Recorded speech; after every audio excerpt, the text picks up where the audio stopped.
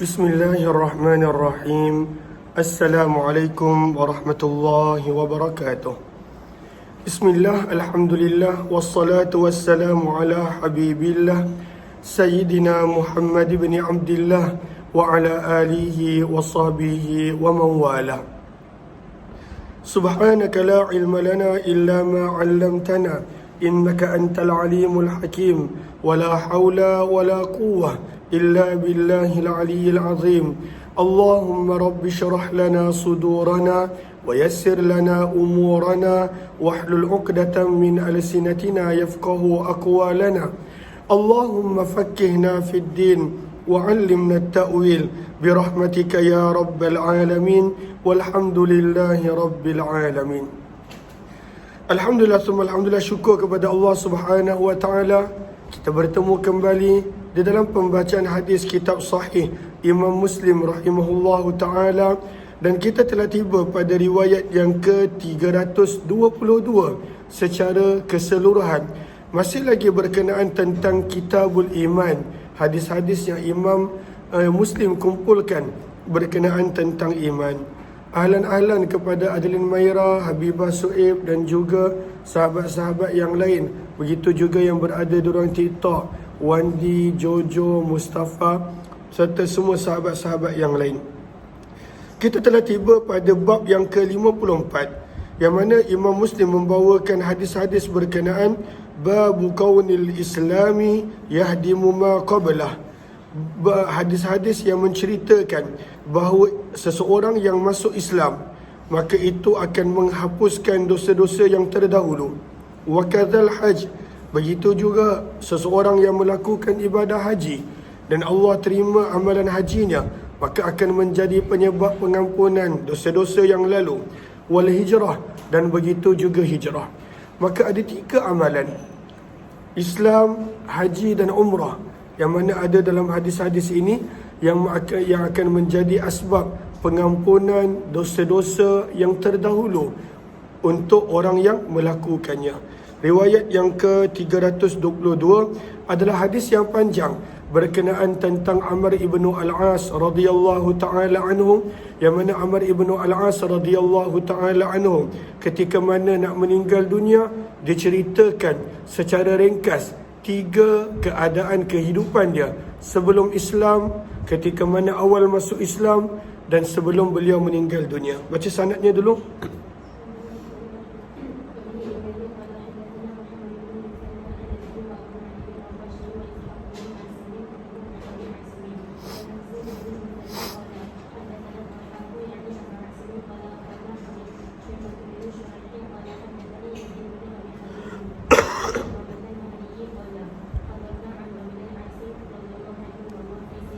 Maka berkata Ibnu Syamasah Al-Mahri. Terima kasih banyak-banyak kepada sahabat-sahabat yang beri gift, Ihsan, Yu Fakrul dan juga semua sahabat-sahabat yang lain. Maka kata Ibnu Syamasah Al-Mahri dalam hadis yang ke-322 riwayat Muslim, maka berkata Ibnu Syamasah Al-Mahri, hadarna, kami telah menghadiri, Amr ibn al-Aus, kami telah menghadiri sewaktu Amr ibn al-As radhiyallahu ta'ala anhum wa huwa fi siyaqatil maut, dan pada waktu itu beliau berada pada permulaan sakaratul maut. Siyaqah, lihat kepada baris yang ke-3 daripada bawah, ay hal huduril maut, pada permulaan sakaratul maut. Maka pada waktu itu keadaan beliau ya baki tawila. Sahabat Nabi Amr ibn al-As ini telah sedang menangis untuk tempoh masa yang panjang. Wa hawwala wajha ilal jidar, dan pada waktu itu dia telah memalingkan wajahnya dan hadapkan ke arah dinding, dia tidak mahu melihat sesiapa. Faja'ala ibnuhu yaqul, maka anak kepada Amr ibn al-As radhiyallahu anhu telah mula berkata, ya abatah, wahai ayahku, ama basyaraka Rasulullah, bukankah Nabi SAW telah memberikan kabar gembira kepada kamu dengan sekian? Bukankah Nabi SAW telah memberikan kabar kepada kamu dengan sekian? Maka daripada perbuatan anak kepada Amr ibn al-As radhiyallahu ta'ala anhu ini Apa yang kita boleh belajar? Lihat kepada muka surat yang ke-11, muka surat sebelah, baris yang ke-6. Maka daripada sini fiqhul hadis, pengajaran daripada hadis ini yang kita boleh belajar bahawa pentingnya untuk pada waktu itu menceritakan amalan-amalan baik si mati. Wa dhikru husni a'malihi indahu, hendaklah seseorang yang berada berhampiran dengan orang meninggal dunia ketika mana nazak sakaratul maut, dah mula berputus asa dengan kehidupan, maka menceritakan amalan-amalan baik dia. Kenapa? Supaya dia bersangka baik dengan Allah Subhanahu wa ta'ala sewaktu dia meninggal dunia. Sebab itu baris bawah dia, amma basyaraka Rasulullah bikaza wa fihi ma kanatis sahabatu radhiyallahu anhum min tawqir Rasulillah wa ijlalih. Yang mana pada bahagian ini yang menunjukkan bagaimana para sahabat memuliakan Nabi sallallahu alaihi wasallam. Maka anaknya berterusan kata, bukankah Rasulullah telah berikan khabar gembira kepada kamu wahai ayah? Bukankah Nabi telah memberikan berita gembira kepada kamu wahai ayah? Maka ketika mana seseorang sedang berada pada sakaratul maut ataupun pada penghujung kehidupan dia, kita tidak digalakkan bercakap hanya kecuali benda yang baik, supaya dia meninggal dunia dalam keadaan dia bersangka baik dengan Allah. Dan Nabi pun pesan 3 hari sebelum baginda wafat, la yamutanna ahadukum illa wa huwa yuhsinu dhanna billah. Janganlah ada sesiapa pun daripada kamu meninggal dunia kecuali mestilah dalam keadaan bersangka baik dengan Allah Subhanahu wa taala. Bila anak dia berkata begitu, fa aqbala biwajhi, maka barulah dia pusingkan kembali wajahnya. Maka dia pun menceritakan penyebab kenapa beliau sedih. Berkata Amr ibn al-As radhiyallahu anhu, inna afdala ma nu'iddu, sesungguhnya sebaik-baik amalan yang kami hitung adalah ucapan syahadah, penyaksian kami bahawa tiada Tuhan selain Allah dan sesungguhnya Muhammad adalah utusan Allah. Kemudian kata Amr ibn al-As, inni qad kuntu ala atbaqin thalatha, sesungguhnya aku telah berada pada 3 keadaan yang berbeza. Atbaq kita boleh lihat pada baris yang pertama, ay ala ahwal, 3 keadaan berbeza. Maka keadaan yang pertama, laqad ra'aituni, demi sesungguhnya aku telah melihat diriku, wa ma ahadun ashadda bughdan li Rasulillah minni, dan tidak ada seorang pun yang pada waktu itu lebih membenci Nabi sallallahu alaihi wasallam berbanding aku. Ini adalah sebelum dia masuk Islam, yang mana keadaan dia pada waktu itu dia sangat-sangat benci kepada Nabi sallallahu alaihi wasallam. Wala ahabba ilayya, kata Amr ibn al-As, dan pada ketika itu tidak ada seorang pun yang lebih aku suka, lebih aku cintai, an aku naqadistamkantu, bahawa aku menguasai orang tersebut, faqataltu, dan aku dapat membunuhnya. Tak ada orang yang aku lebih suka untuk dapat peluang begitu lebih daripada Nabi sallallahu alaihi wasallam. Ini adalah sebelum dia masuk Islam. Falau muttu ala tilkal hal, maka kalaulah aku meninggal dunia pada keadaan itu, lakuntu min ahlin nar, maka pasti aku daripada kalangan penghuni neraka. Maka ini adalah keadaan pertama yang Rasulullah pada waktu itu dia sangat-sangat benci, dan dia pasti kalaulah dia meninggal dunia dalam keadaan begitu, maka Allah akan letakkannya dalam keadaan ahli neraka. Lalu kemudian bila dia dah masuk Islam, maka ini keadaan kedua kehidupan dia. Falamma ja'alallahu al-islam fi qalbi, apabila Allah telah meletakkan Islam di dalam hatiku, ataitun nabi, kata Amr ibn al-As, aku telah datang berjumpa dengan Nabi sallallahu alaihi wasallam. Fakultu, maka aku berkata kepada Nabi, ubsut yaminaka, hulurkanlah tangan kananmu wahai Rasulullah, fali ubayyuka, supaya aku boleh berbai'ah kepada kamu. Apakah maksud bai'ah? Memberikan janji taat setia yang aku akan mentaatimu. Fabasata yaminah, maka Nabi telah menghulurkan tangan kanan baginda. Namun kata Amr ibn al-As, faqabadtu yadi, aku telah menahan diriku, aku tak nak berbai'ah lagi. Maka Nabi bertanya, malaka ya Amr, apakah keadaan kamu wahai Amr? Tadi kamu nak minta berbai'ah, kenapa kamu tak nak berbai'ah? Maka aku berkata, aradtu an ashtarit, aku ingin untuk meletakkan syarat wahai Rasulullah. Maka Nabi SAW bertanya, "Tashtarutu bimadha?"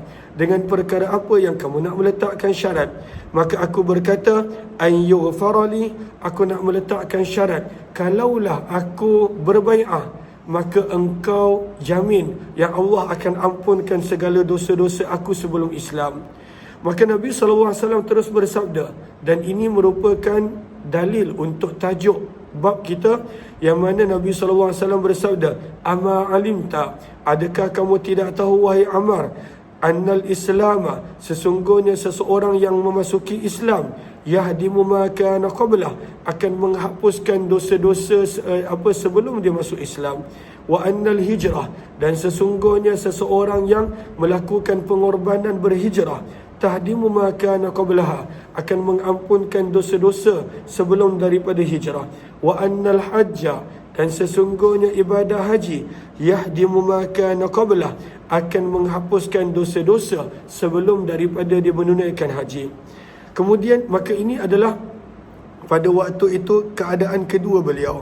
Maka beliau berkata, kalaulah pada keadaan kedua ini beliau meninggal dunia, ketika mana awal masuk Islam, ketika mana Nabi SAW masih hidup. Sebab Ammar ibn al-As masuk Islam ketika selepas daripada perjanjian Hudaibiyah, sebelum daripada pembukaan kota Makkah. Maka beliau berkata, "Wa ma kana ahadun," dan pada waktu itu tidak ada seorang pun, "ahabba ilayya min Rasulillah," yang lebih aku sayang daripada Nabi SAW. "Wala ajalla fi aini," tidak ada seorang pun yang lebih mulia pada pandangan mataku daripada Nabi. Dan kerana dia sangat sayang Nabi, kerana dia sangat memuliakan Nabi, kata Ammar pada riwayat berikut, dia tak pernah tengok Nabi SAW dengan teliti. Dia begitu segan dengan Nabi SAW kerana dia begitu memuliakan Nabi, dan pada waktu itu kerana kewibawaan Nabi. Maka dia kata, kalaulah kamu minta aku ceritakan kepada kamu tentang fizikal Nabi, aku takkan mampu. Sebab dia tak pernah tatap wajah Nabi, mata ke mata, ataupun melihat Nabi dengan teliti. Tak pernah, kerana memuliakan Nabi SAW. Maka beliau berkata, "Wa ma kuntu utiku," dan tidaklah aku mampu, "an amla'a ainayya minhu," dengan melihat baginda dengan satu persatu dengan teliti, ijlalanlah, kerana kewibawaan baginda dan kerana memuliakan baginda. "Walau su'iltu," sehingga sekiranya aku ditanya, "an asifah," untuk menceritakan tentang fizikal baginda, "ma ataqtu," maka aku tidak mampu. Dan ini bukan berlaku kepada Ammar ibn al-As sahaja. Majoriti para sahabat, mereka tidak mampu nak menatap baginda Nabi SAW dengan teliti kerana memuliakan baginda dan kewibawaan baginda, haibah baginda. "Li'anni lam akun amla'u ainayya minhu," kerana aku tidak pernah melihat baginda dengan kedua mataku dengan teliti. "Walau muttu ala tilkal hal," dan kalaulah aku meninggal dunia sewaktu Nabi masih hidup, "la rajautu," maka aku berharap, "an akuna min ahlil jannah," bahawa aku adalah daripada kalangan ahli syurga. Kalaulah waktu ketika mana baginda masih hidup aku meninggal dunia, maka aku pasti daripada kalangan ahli syurga, kata Ammar ibn al-As. Namun beliau berkata selepas kewafatan Nabi, "Thumma walina asya'," kemudian kami telah dijadikan pemerintah, diberikan jawatan, asya' dengan beberapa jawatan.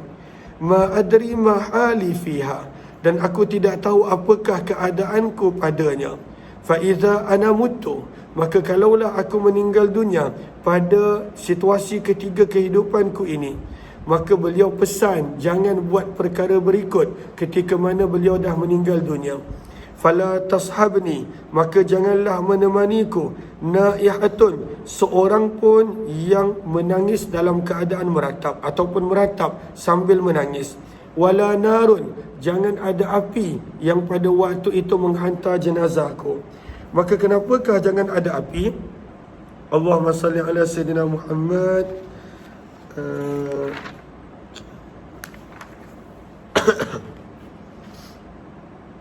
Sebentar. Baris yang ke-2, 4, 6, 8 daripada atas. Maka apakah maksud jangan ada api? Waqad karihal ulama uzalik. Para ulama mengatakan makruh menghantar jenazah dengan api ataupun dengan ubur api dan sebagainya. Maka kenapa? Wa ammat tiba'ul mayyit bin nar fa makruh lil hadis, kerana ada sepotong hadis Nabi bersabda yang mana Allahumma salli ala sayyidina Muhammad, kerana ada sepotong hadis yang Nabi melarang begitu, dan pada waktu itu ianya adalah min syiaril jahiliyah, ianya adalah di antara syiar, di antara cara orang jahiliyah menghantar jenazah mereka. Maka sebab itu hukumnya adalah makruh dan tak dibenarkan untuk mengiring jenazah dengan api. Kecualilah pada waktu malam, tak ada pelita, tak ada lampu, tak ada apa, maka tidak mengapa mengiring jenazah dengan ubur-ubur api, dengan api dan sebagainya.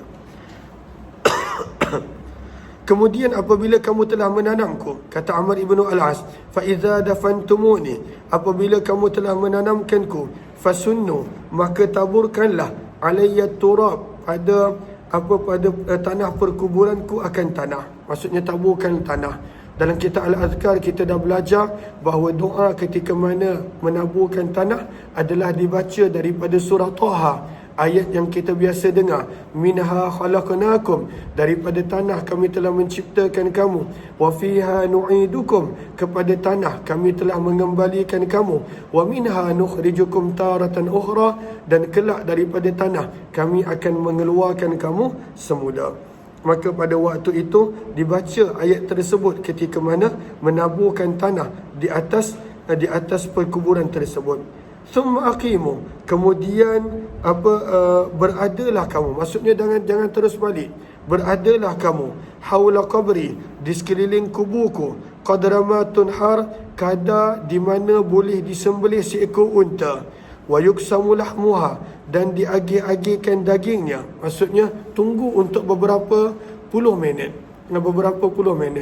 Anggaran berapa lama nak sembelih unta, lapah dia, dan kemudian bahagi-bahagikan daging dia, maka kadar itu tunggulah seketika. Maka di situlah pada waktu itu dibaca ayat Al-Quran, ataupun pada waktu itu diberikan peringatan kepada orang yang masih hidup tentang kematian dan sebagainya. Hatta asta'nisa bikum, supaya aku boleh merasa tenang dengan kehadiran kamu, kata Amr ibn al-As radhiyallahu anhu. Wa anzura madza uraji'u bihi rusul rabbi, dan supaya aku boleh melihat apakah jawapan yang aku berikan dengannya kepada utusan Tuhanku, iaitu kepada malaikat Munkar dan Nakir. Maka Amr ibn al-As pesan supaya pada waktu itu tidak terus balik. Sebab itu baris bawah daripada yang kita baca tadi, bahawa fihi fawaid, daripada ungkapan ini ada beberapa pengajaran. Minha, antaranya, isbat fitnatil qabr, bahawa sabitnya akan ujian ketika mana di dalam kubur, dan pada waktu itu sabitnya soal Munkar dan Nakir. Dan inilah pandangan ulama-ulama yang hak.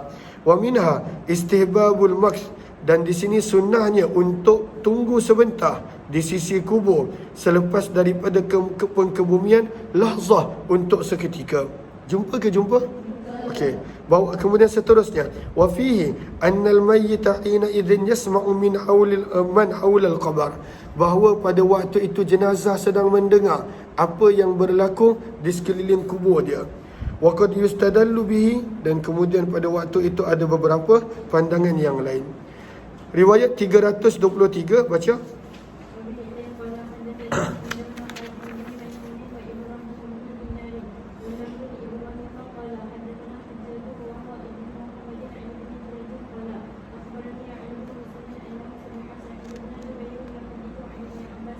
Daripada sahabat Nabi Abdullah bin Abbas radhiyallahu anhuma, sesungguhnya nasam min ahli syirki, beberapa orang daripada kalangan orang-orang yang tidak beriman, qatalu fa aktsaru, mereka telah membunuh banyak orang, dan pada waktu itu fa aktsaru, mereka telah bunuh ramai orang. Maksudnya telah ketika mana belum masuk Islam, dia telah banyak melakukan dosa.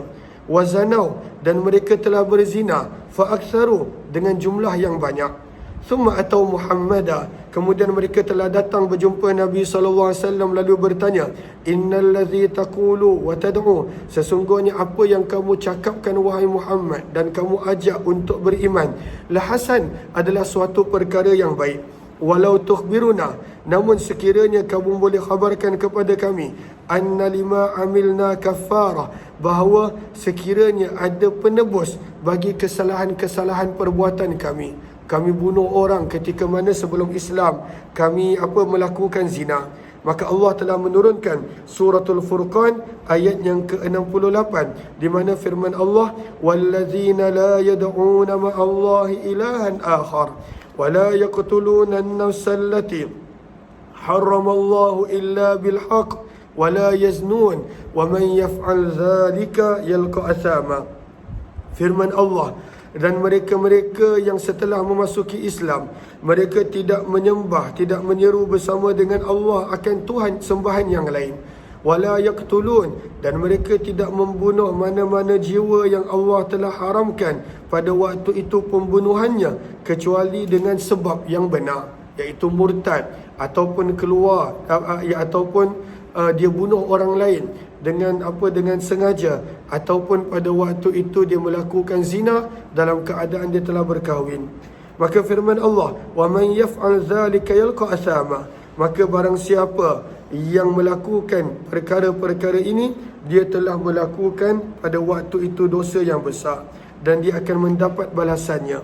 Firman Allah pada ayat yang berikut 69, yudha'af lahul azabu yaumal qiyamah, maka Allah akan melipat kali gandakan untuknya siksaan pada hari kiamat. Wa yakhlud fihi muhana, dan mereka yang melakukan ini akan berada selama-lamanya dalam neraka dalam keadaan hina. Illa, kecuali man taba, mereka yang bertaubat, wa amana, beriman, wa amila amala, salihah, melakukan amalan yang baik, faulaika yubaddilullahu sayyi'atihim hasanat, maka Allah akan tukar amalan buruk mereka menjadi baik. Maka kalaulah seseorang itu masuk Islam, maka dengan itu Allah akan tukarkan amalan buruk dia menjadi baik, dan Allah akan ampunkan dosa-dosanya. Terus kemudian ayat yang seterusnya yang telah turun berkenaan tentang pertanyaan ini, ayat 53 surah Az-Zumar, yang mana Allah berfirman, ya ibadiyallazina asrafu ala anfusihim, wahai para hambaku yang telah melampaui batas, menzalimi diri mereka sendiri, la taqnatu min rahmatillah, janganlah kamu berputus asa daripada rahmat Allah. Bab yang ke-55 berkenaan tentang hukum perbuatan-perbuatan baik orang kafir apabila dia masuk Islam. Maka apakah perbuatan baik itu dia tetap dapat, ataupun pada waktu itu dia tidak dapat perbuatan baik yang dilakukan sebelum dia masuk Islam. Maka lihat kepada Allahumma salli ala Sayyidina Muhammad pada baris yang keempat. Maka kata Imam Nawawi, faktulifa fi ma'nah, telah bercanggah pendapat tentang maksud hadis yang di atas. Berkata Imam Abu Abdullah Al-Marizi, secara zahirnya pada waktu itu Allahumma salli ala Sayyidina Muhammad mengikut usul, maka orang-orang yang belum masuk Islam tidak akan dibalas dengan pahala pada hari akhirat. Mereka akan dibalas di dunia dengan kebaikan yang mereka lakukan. Maka itu adalah pandangan yang pada waktu itu dipegang oleh majoriti para ulama. Namun Allahumma salli ala Sayyidina Muhammad pada 2, 4, 6, 7 baris selepas itu, wa dhahaba Ibn Battal berkata, dan yang lain-lain daripada para ulama muhaqqiqin, annal hadis ala zahiri, hadis ini adalah pada zahirnya bahawa seseorang itu jika masuk Islam dan dia meninggal dunia dalam keadaan Islam, maka apa jua amalan baik yang dia telah buat sebelum dia masuk Islam, dia akan diberikan pahala. Maka ini yang dipegang oleh kebanyakan daripada para ulama juga. Sebab itu Imam Nawawi menyebut minal muhaqqiqin, sebahagian daripada para ulama muhaqqiqin. Terus baca hadisnya 324.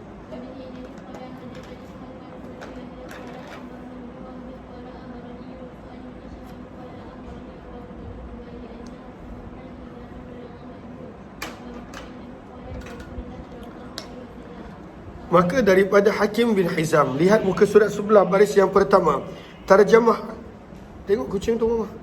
Ada kucing ah? Okey. Maka Hakim bin Hizam, siapakah beliau? Secara ringkas, maka beliau adalah seorang sahabat, dan antara perkara luar biasa yang berlaku pada beliau, annahu wulida fil Ka'bah. Hakim bin Hizam ini dilahirkan betul-betul dalam Kaabah. Ibu dia melahirkan dia dalam Kaabah. Hakim bin Hizam. Sebahagian para ulama menyebut wala yu'rafu ahadun, dan tidak diketahui ada orang lain yang pernah melahirkan anak dalam Kaabah walaupun sebelum Islam kecuali Hakim bin Hizam. Dan antara kelebihan beliau yang lain, usia beliau panjang. Maka beliau hidup 60 tahun dalam keadaan jahiliyah, dan beliau hidup 60 tahun ketika mana dah masuk Islam. Usia ni sangat panjang. Bilakah beliau masuk Islam? Wa aslama amal fatah. Beliau masuk Islam pada tahun pembukaan kota Mekah, iaitu tahun yang ke-8 Hijrah. Terus Allahumma salli ala Sayyidina Muhammad. Daripada Hakim bin Hizam, beliau telah berkata kepada Nabi SAW, Ara'aita umura, ara'aita ay akhbirni, maklumkanlah daku wahai Rasulullah, umura, ada beberapa perkara, kuntu atahannatsu biha, yang aku menganggapnya sebagai ibadah pada zaman jahiliyah. Halli fiha min syai', adakah aku dapat pahala daripada amalan baik yang aku buat pada zaman jahiliyah?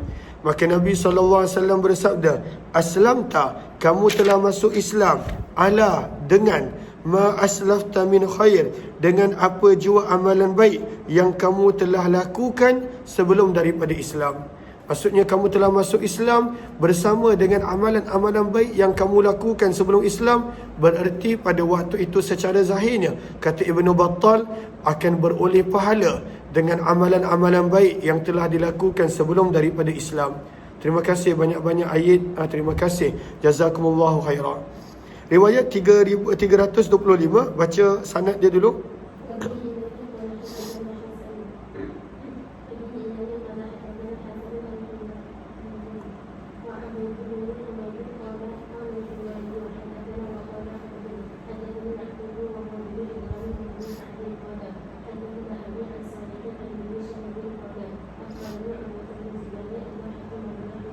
Sesungguhnya Hakim bin Hizam telah memberitahunya, annahu qala li Rasulillah, bahawa dia pernah bertanya kepada Nabi SAW. Dalam hadis ini dibawa oleh Imam Muslim, nak tunjukkan apakah contoh amalan baik yang Hakim bin Hizam telah buat sebelum masuk Islam. Maka dia berkata, ay Rasulullah, wahai utusan Allah, ara'aita, maklumkanlah adaku, umuran, ada beberapa perkara, kuntu atahannatsu biha fil jahiliyah, yang aku menganggapnya sebagai ibadah pada zaman jahiliyah, min sadaqatin, daripada sedekah, au ataqatin, memerdekakan hamba, au silatirahimin, menghubungkan hubungan keluarga, afiha ajrun, maka adakah pada amalan-amalan yang aku lakukan sewaktu jahiliyah ini aku beroleh pahala? Maka Nabi SAW bersabda, aslamta, kamu telah masuk Islam dengan setiap amalan baik yang kamu telah lakukan. Bererti Nabi menjawab dapat pahala. 326 baca.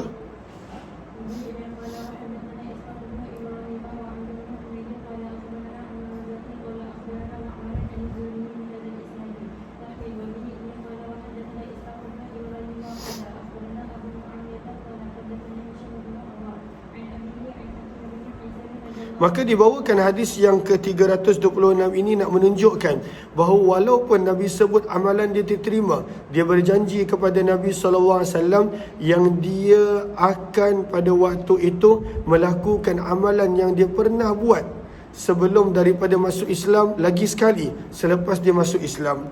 Maka dia telah bertanya kepada Nabi SAW bahawa, qultu, aku berkata, ya Rasulullah, wahai utusan Allah, asya'a, ada beberapa perkara, kuntu af'aluha, yang aku telah melakukannya pada zaman jahiliyah.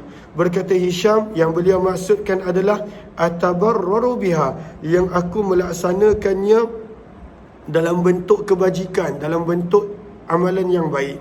Maka Nabi SAW bersabda, aslamta, kamu telah masuk Islam, ala, dengan apa jua amalan apa jua amalan baik yang kamu telah lakukan.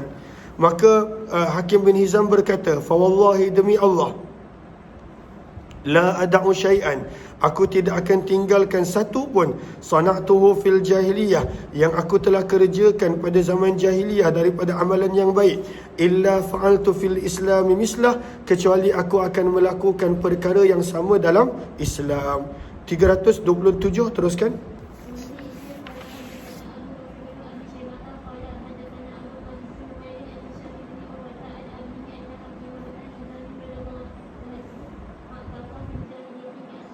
Maka apakah amalan yang dia pernah buat pada zaman jahiliyah? Maka dari sesungguhnya Hakim bin Hizam telah memerdekakan sewaktu jahiliyah mi'ata raqabah, 100 orang hamba, jumlah yang banyak. Wa hamala ala mi'ati ba'ir, dia telah bagi orang 100 kenderaan. 100 kenderaan, zaman kita kira 100 kereta. Pada waktu itu dia bagi untuk orang guna.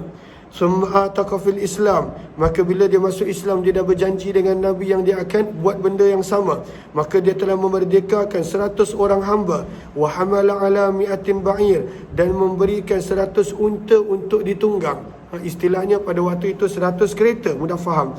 Summa atan Nabi, kemudian barulah dia datang kepada Nabi SAW, dan disebutkan hadis seperti hadis di atas. Bab yang ke-56, sidqil iman, kejujuran iman, wa ikhlasih, dan keikhlasan iman. Apakah pada waktu itu yang dimaksudkan dengan iman yang khalis, iman yang 100%, iman yang pada waktu itu ikhlas, tidak bercampur dengan perkara yang lain, seperti yang ditegaskan dalam suratul An'am ayat 82. Baca 328.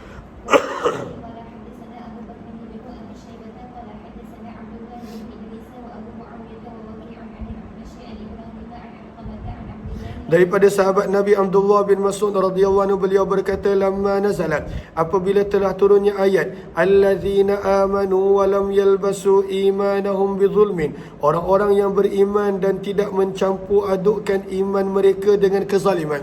Maka dibawakan tajuk ini nak menerangkan pada waktu itu apakah maksud tidak mencampur adukkan iman dengan kezaliman. Syaqqa dzalika ala ashabi Rasulillah, maka ayat ini telah dirasa berat oleh para sahabat Nabi, sebab mereka anggap maksud kezaliman adalah dosa. Maka setiap manusia melakukan dosa, tapi Allah kata jangan mencampur adukkan keimanan dengan dosa. Itu yang mereka faham. Maka mereka berkata, ayyuna la yazlimu nafsah, siapakah di antara kami yang tidak menzalimi dirinya sendiri dalam kurungan dengan melakukan dosa. Maka Nabi tegur, sabda Nabi, laisa huwa kama tadhunnun, bukanlah itu maksud seperti yang kamu sangka. Innama huwa, sesungguhnya maksud kezaliman di sini adalah seperti mana yang dikatakan oleh Luqman kepada anaknya, ya bunayya la tusyrik billah, wahai anak kesayanganku, janganlah kamu mensyirikkan Allah, menyekutukan Allah. Kenapa? Inna syirka, sesungguhnya menyekutukan Allah, mensyirikkan Allah, la zulmun azim, adalah satu kezaliman yang besar. Maka maksud jangan mencampurkan iman dengan kezaliman bukanlah bermaksud pada waktu itu jika buat dosa terkeluar daripada iman. Tidak. Maksudnya adalah jangan campurkan iman dengan syirik, dengan menyekutukan Allah dengan sesuatu. Baca riwayat 329 sampai habis terus. Sebab itu perbincangan tentang sanad. Terus.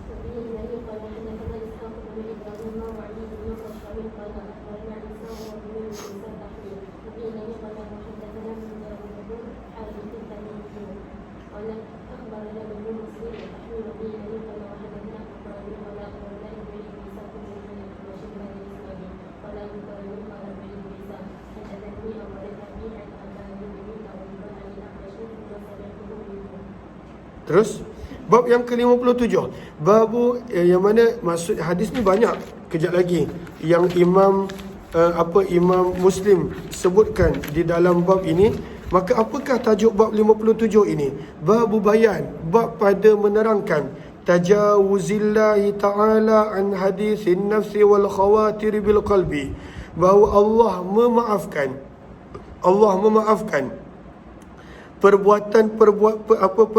perbualan hati, wal khawatir bil qalb, lintasan-lintasan di dalam hati. Amankan dalam hati kita macam-macam benda yang kita pada waktu itu terlintas, kita berfikir, Allah maafkan. Syaratnya, apakah syaratnya? Idza lam tastakir, selagi mana niat tadi ataupun pada waktu itu lintasan hati yang maksiat tadi, yang buruk tadi, ataupun termasuklah pada waktu itu niat, idza lam tastakir, selagi mana ia tidak berkekalan. Maka bila datang je benda-benda tak elok dalam hati kita, cepat-cepat kita hapuskan. Kita pada waktu itu lupakan. Pada waktu itu kita berfikir benda yang lain. Kerana kalaulah kita teguhkan, kita kekalkan, kita biarkan, maka sebenarnya walaupun belum dilakukan, walaupun belum dibuat, akan ditulis untuknya dosa.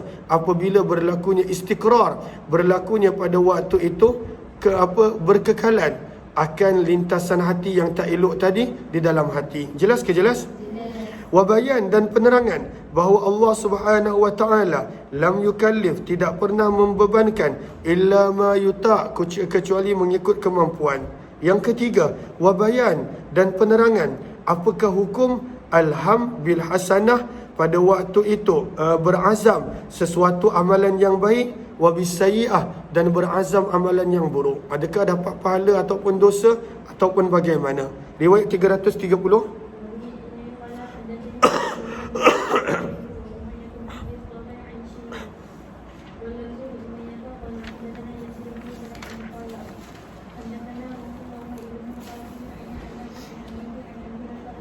Maka daripada Abu Hurairah radhiyallahu anhu, hadis ni panjang, kita dah baca juga dalam Sunan Tirmizi. Daripada Abu Hurairah radhiyallahu anhu, beliau berkata, lamma unzilat, apabila telah diturunkan ke atas baginda Nabi sallallahu alaihi wasallam ayat 284 daripada surah kedua Al-Baqarah, lillahi ma fis samawati wa ma fil ard, firman Allah Subhanahu wa taala, milik Allah lah apa yang berada di langit dan juga di bumi. Wa in tubdu, dan jika kamu menzahirkan apa yang ada di dalam hati kamu, au tukhfuh, ataupun kamu menyembunyikannya, yuhasibukum bihillah, Allah akan hitung semuanya. Maksudnya kalaulah ada benda tak baik kita lintaskan dalam hati kita, hukum asalnya, ayat awalnya pada waktu itu menegaskan itu pun Allah akan soal dan tanya.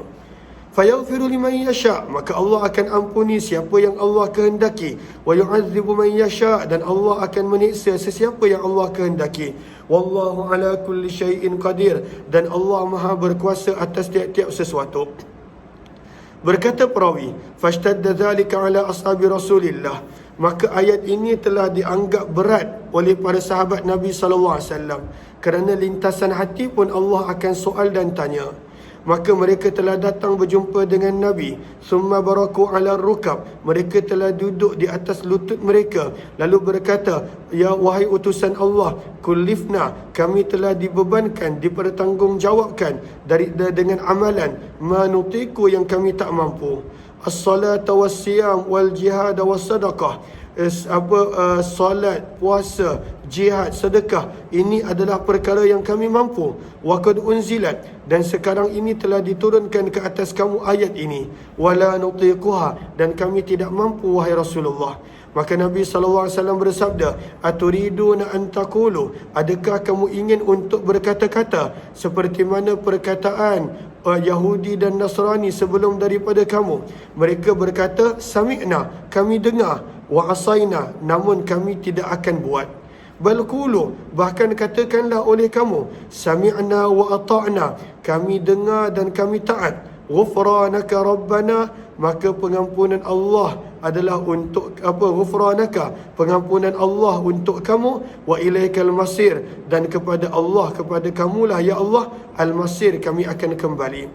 Maka bila Nabi tegur begitu, para sahabat pun berkata, sami'na wa ata'na ghufranaka rabbana wa ilaikal masir. Falamma iqtara'aha al-qawm, maka apabila apabila telah menerima umat Islam, zallat biha alsinatuhum, dan telah tunduk perkataan tersebut dengan lidah-lidah mereka, maka Allah turunkan ayat seterusnya, amanar rasul, yang mana firman Allah, telah berimanlah dengan apa yang Allah telah turunkan Nabi SAW dan orang beriman. Maka Allah puji orang beriman, pada waktu itu mereka terima apapun amalan, perintah yang Allah Subhanahu wa taala telah turunkan. Kullun, setiap daripada Rasulullah dan orang beriman telah beriman kepada Allah, wa malaikatihi, para malaikatnya, wa kutubihi, kitab-kitabnya, wa rusulihi, para rasulnya, la nufarriqu baina ahadin min rusulih, kami tidak membezakan di antara para rasul seorang pun. Wa qalu, dan mereka berkata, sami'na wa ata'na, kami dengar dan kami taat, ghufranaka rabbana wa ilaikal masir, pengampunan Tuhanmu adalah untukmu dan kepadamu ya Allah kami kembali.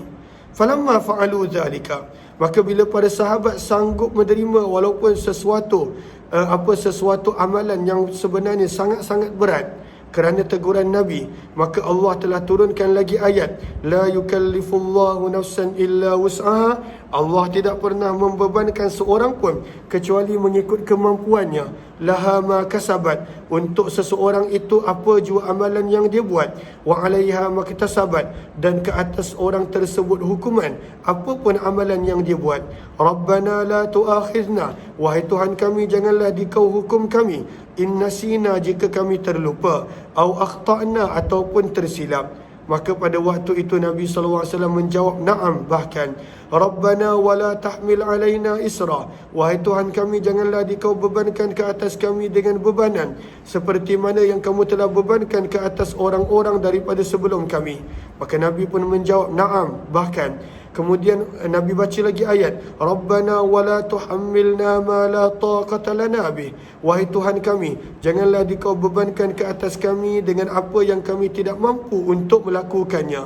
Maka Nabi SAW pun menjawab, na'am, bahkan, wa'fu anna, ampunilah kami, waghfir lana, maafkanlah kami, warhamna, kasihanilah kami, anta maulana fansurna alal qawmil kafirin. Maka Nabi SAW pun menjawab, na'am, bahkan pada waktu itu Nabi SAW gembira dengan ayat-ayat yang telah turun ini. 331 terus.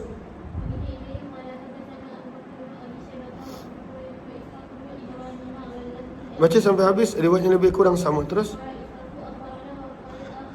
Cuma bezanya pada tempat yang Nabi kata na'am, maka di sini Nabi SAW mengajar kepada para sahabat untuk berkata, qad fa'altu, aku telah lakukan. Aku telah lakukan. Apa jua perintah Allah. Terus.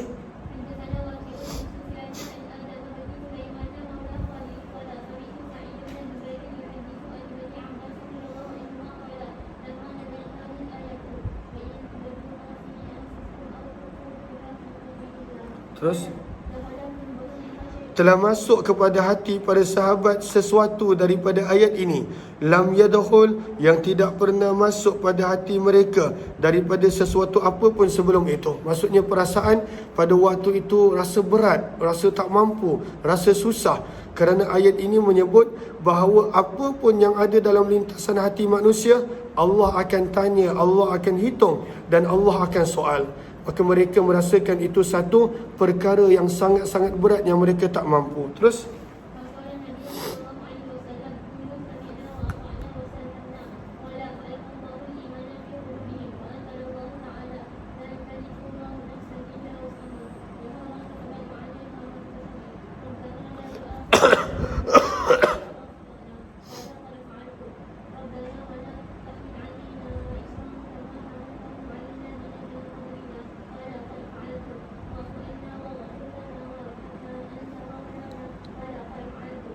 Terus riwayat 332 terus.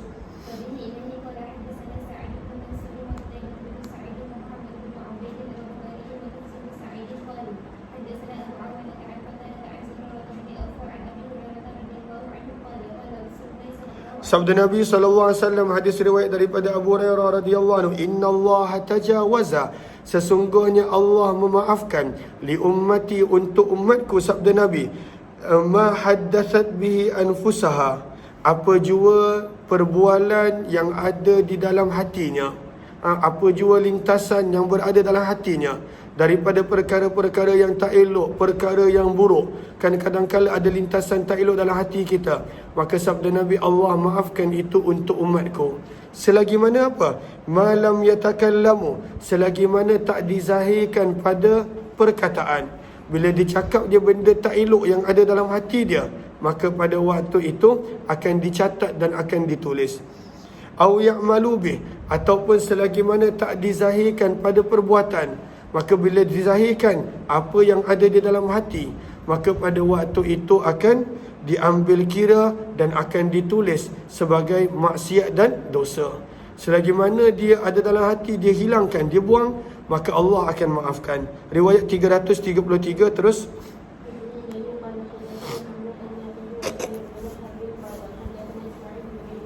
Tak maaf. Okay, terus.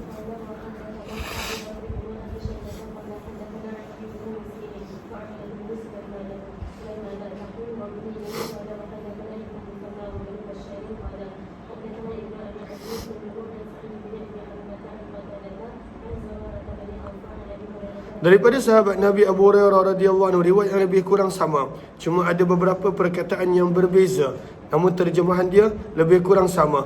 Sabda Nabi SAW, Inna Allah Azza wa Jal, sesungguhnya Allah yang maha mulia, maha perkasa, tajawaza, telah memaafkan untuk umatku amma, tentang perkara-perkara yang haddathat bihi anfusuha, yang dilafaz, yang terlintas perkara buruk tersebut di dalam hatinya, dengan syarat malam ta'mal, selagi mana dia tidak zahirkan lintasan hati yang buruk tadi dalam perbuatannya, ataupun dia tidak bercakap dengan dia. Bila dia buat sahaja berdasarkan apa yang ada lintasan buruk dalam hati dia, maka akan dicatat keburukan untuk dia. Dia sebut sahaja lintasan buruk yang ada dalam hati dia, maka pada waktu itu akan dicatat untuknya. Terus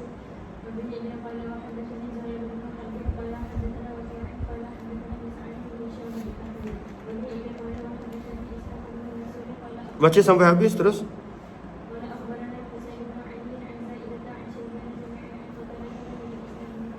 Terus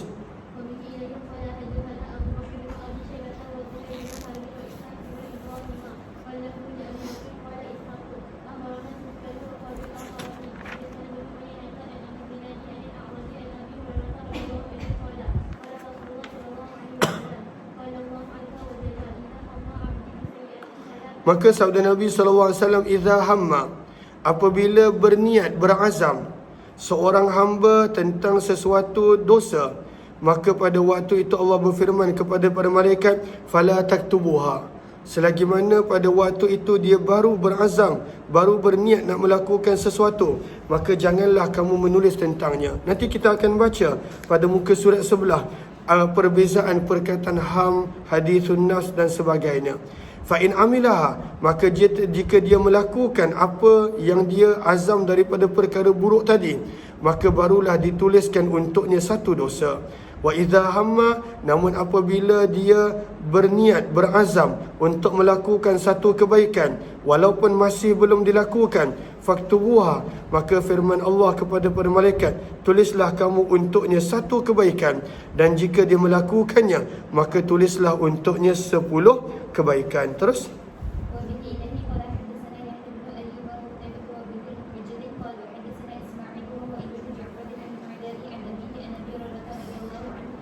sabda Nabi SAW, Allah Subhanahu wa Ta'ala telah berfirman, Iza hamma, apabila berazam hamba-Ku bihasanatin, untuk melakukan satu kebaikan, walam ya'malha, walaupun dia belum melakukannya, kata bertuah, aku akan tuliskan untuknya satu pahala kebaikan. Fa'in amilaha, maka jika dia melakukan apa yang dia telah azam daripada perkara baik tadi, kata bertuah, firman Allah, aku akan tuliskan untuknya 10 kebaikan, sehingga boleh dilipat kali gandakan sampai 700 kebaikan. Wa idza hamma, dan apabila seseorang itu berazam untuk melakukan satu dosa, satu maksiat, falam ya'malha, dan dia masih belum melakukan, dan dia tidak melakukannya, lam aktubha alaih, maka pada waktu itu tidak akan ditulis apa-apa untuknya. Fa'in amilaha, dan jika dia melakukannya, kata bertuah, maka firman Allah, aku akan hanya menulis untuknya sayyi'atan wahidatan, hanya satu sahaja maksiat dan juga satu sahaja dosa. 327 riwayat yang lebih kurang sama. Terus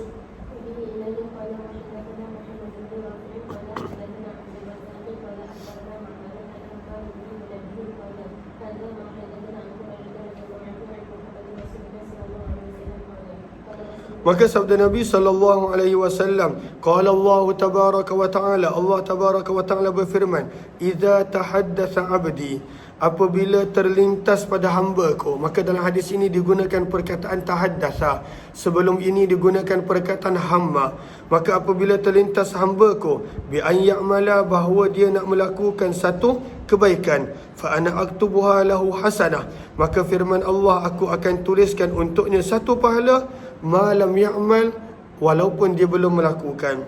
Fa idza amilaha, apabila dia buat pada waktu itu kebaikan yang dia telah azamkan, maka firman Allah, maka aku akan tuliskan untuknya 10 pahala. Wa idza tahaddatsa, dan apabila terlintas untuk dia melakukan maksiat ataupun dosa, fa ana aghfiruha, maka aku akan memaafkannya selagi mana dia tidak melakukannya. Fa idza amilaha, apabila dilakukan apa yang dia telah azamkan daripada maksiat dan dosa tadi, fa ana aktubuha, maka aku akan tuliskan untuknya kadar dosa yang sama, tidak dilipat kali gandakan. Wa qala Rasulullah, terus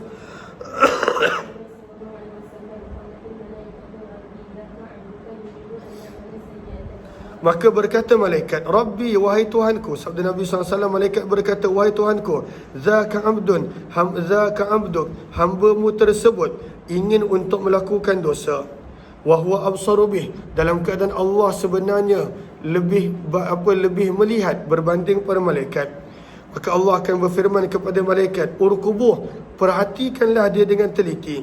Fa in amilaha, jika dia melakukan maksiat yang dia nak buat, faktubuha, maka tulislah untuknya dengan pada waktu itu kadar maksiat dan dosa yang sama. Wa in tarakaha, namun kalaulah setelah dia berkehendak nak buat maksiat dia tinggalkan, maka tulislah untuknya satu pahala. Innama tarakaha, kerana hanya saja dia meninggalkan maksiat, min jarra'i, kerana takutkanku. Terus waqala Rasulullah, sabda Nabi SAW lagi, apabila salah seorang daripada kamu memperelokkan Islamnya, fakullu hasanatin, maka setiap amalan baik, ya'maluha, yang dia lakukan, tuktabu, akan ditulis dengan 10 kali gandaan, ila 700 dhifin, sehingga 700 kali gandaan. Satu amalan baik Allah balas 700 kali ganda. Wa kullu sayyi'atin, dan setiap keburukan, ya'maluha, yang dilakukan, tuktabu lahu bimisliha, hanya akan ditulis dengan jumlah yang sama sahaja. Terus minta maaf, hatta yalqallah, sehinggalah dia bertemu dengan Allah Subhanahu wa taala. Riwayat 338 lebih kurang sama. Terus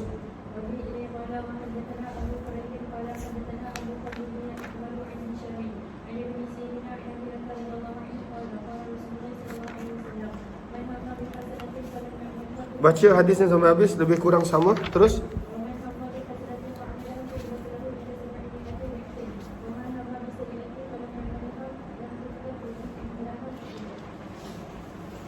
baca hadis 339.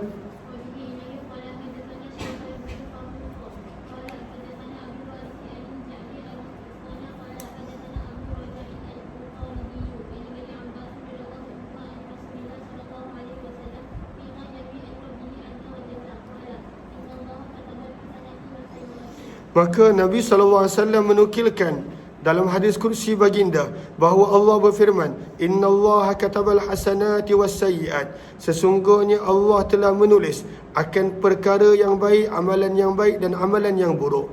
Thumma bayyana dhalik, kemudian Allah menjelaskan apakah maksud Allah menulis hasanah dan sayyi'ah. Faman hamma, maka barang siapa yang berazam bihasanatin, dengan untuk melakukan satu kebaikan, falam ya'malha, dan dia tidak melakukannya, katabahallahu, maka Allah akan menulis kebaikan tersebut di sisinya hasanatan kamilah, dengan satu pahala yang sempurna. Fa in hamma, jika dia berazam untuk fa in hamma biha, maka jika dia berazam dengan kebaikan, fa amilaha, dan dia melakukannya, katabahallahu indah, maka Allah akan menuliskan untuknya asyrah hasanat, 10 pahala, 10 kebaikan, sehingga 700 kali ganda. Namun dalam hadis ini ada tambahan. Bukan sekadar 700 yang paling tinggi Allah boleh bagi. Ila ad'afin kathirah, hingga kepada gandaan-gandaan yang lebih banyak. Allah boleh bagi kadang-kala satu amalan lebih daripada 700 kali ganda. Kemudian sabda Nabi, wa in hamma bisayyah, maka sebab itu dibawakan hadis ini kerana antaranya ada penambahan ila ad'afin kathirah. Wa in hamma, dan jika pada waktu itu seseorang itu dia berazam untuk melakukan dosa, falam ya'malha, namun dia tidak melakukannya, katabahallahu indah, maka Allah akan menuliskan untuknya satu kebaikan penuh, satu pahala sempurna. Wa in hamma biha, dan jika berazam untuk melakukan dosa, fa'amilaha, dan dia melakukannya, maka Allah akan menuliskan untuknya satu dosa sahaja. Terus baca riwayat 340.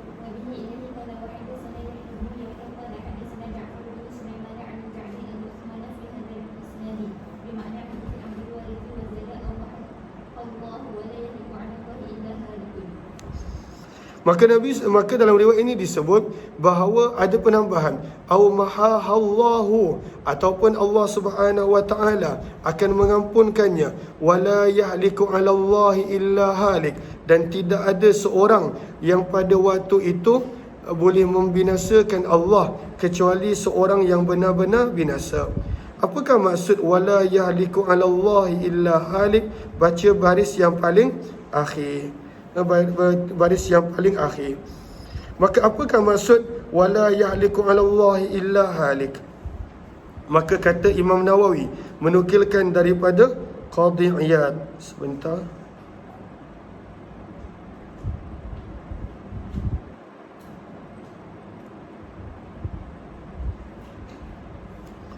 Okey. Maka Allahumma salli ala sayyidina Muhammad, maknahu man hutima halakuh, seseorang yang mana telah pasti kebinasaan dia, wasuddat alaihi abwabul huda, tertutup ke atasnya pintu-pintu petunjuk, walaupun pada waktu itu rahmat Allah luas. Banyak kali Allah bagi dia peluang, dia tak nak. Allah bagi dia peluang, dia tak nak. Allah bagi peluang, dia tak nak.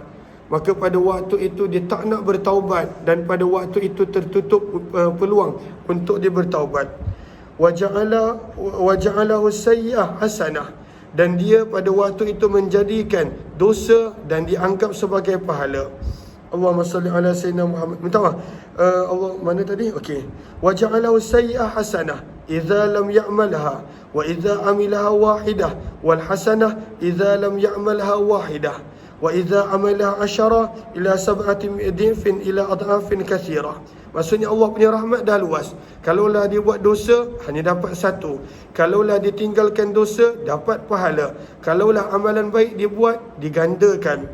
Faman hurima hadhihi sa'ah, barang siapa yang mahrum, yang dijauhkan daripada keluasan rahmat Allah ini, wa fatahu hadzal fadl, dan dia terlepas daripada kurniaan Allah yang besar ini, wa kathurat sayyi'atuh, walaupun satu dosa Allah hanya tulis satu, namun dosanya pada waktu itu telah menjadi banyak. Hatta ghulibat ma'a annaha afradu hasanatih ma'a annaha mutadhaifah, dan pada waktu itu dosanya masih lebih banyak, walaupun Allah hanya tulis satu maksiat, satu dosa, dan satu kebaikan Allah lipat kali ganda beberapa ratus kali, tapi masih dosanya lebih banyak. Fahuwal halikul mahrum, maka itu adalah orang yang binasa. Maka sebab itu disebut wala yahlik, dan tidaklah binasa seseorang itu di sisi Allah illa halik, kecuali orang yang benar-benar binasa. Macam mana Allah dah begitu pemurah, masih lagi boleh binasa. Satu dosa buat, hanya satu yang Allah tulis. Satu kebaikan buat, Allah gandakan sampai 700. Masih lagi dosanya boleh lebih banyak daripada kebaikan, daripada pahala dan ganjaran. Maka itu adalah orang yang al-halik, orang yang binasa. Okey, Allahumma salli ala sayyidina Muhammad. Kemudian berkata Abu Ja'far At-Tahawi, baris yang sama, fi hadhil ahadith, pada hadis-hadis yang kita baca ini, dalilun, adanya dalil bahawa para malaikat juga sebenarnya mereka menulis akan amalan-amalan hati yang pada waktu itu telah menjadi menjadi pasti, menjadi istiqrar, maka pada waktu itu amalan hati pun pada waktu itu ditulis. Kemudian Allahumma salli ala Sayyidina Muhammad, Syarah Nawawi pada pertengahan, makna hadisin nafs, apakah yang dimaksudkan dengan lintasan hati? Jumpa tak? Maka dua baris bawah tu, Mazhabul Qadi Abi Bakar Ibn Tayyib, beliau berkata, anna man azama 'alal ma'siyah, barang siapa yang telah bertekad untuk melakukan maksiat dalam hatinya, wa wattana nafsa 'alaiha, dan tekad tadi telah, dan azam tadi telah menjadi tekad jitu dalam hatinya, maka walaupun dia belum buat, asima fi i'tiqadih, maka pada waktu itu dia dah dikira sebagai berdosa. Maka Allahumma salli ala Sayyidina Muhammad, ini pandangan para ulama.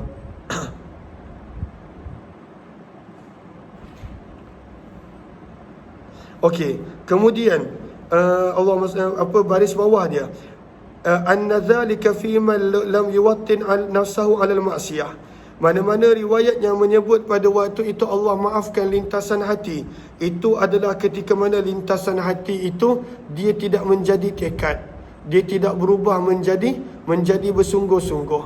Maksudnya pada waktu itu ada lintasan hati, dia abaikan, dia alihkan perhatian.